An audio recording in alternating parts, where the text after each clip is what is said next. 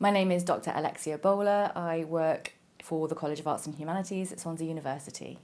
What's interesting about La La Land in Oscar season is that it's surrounded by some really strong competing films, but it's very different to the other films that are actually up for nominations as well. So, for example, Fences, which is directed by Denzel Washington, which is an August Wilson play, is an African-American family drama.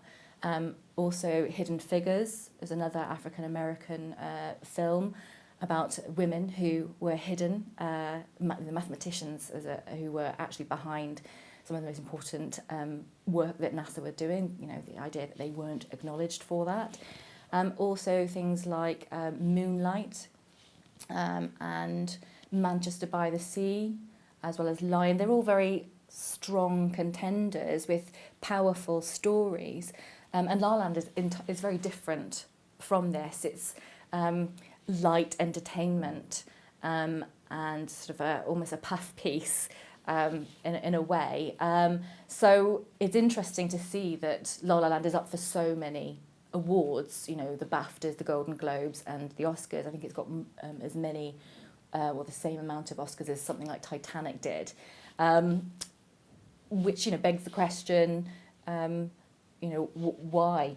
Why is it so popular? One of the things that I find interesting about the movie is that its central message is one of hope, and that is if you hang on to your dreams, that you will eventually succeed.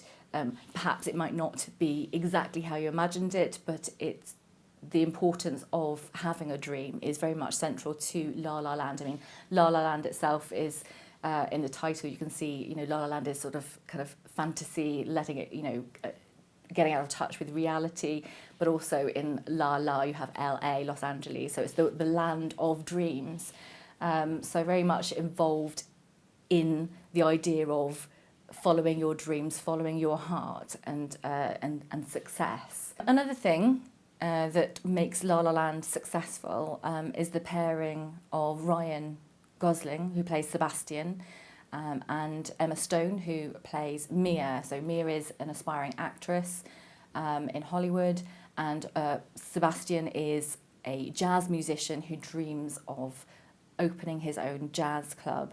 But we've seen this pairing before in Gangster Squad and Crazy Stupid Love, and they are very much a kind of couple that have chemistry. And this is really important to the success of any film.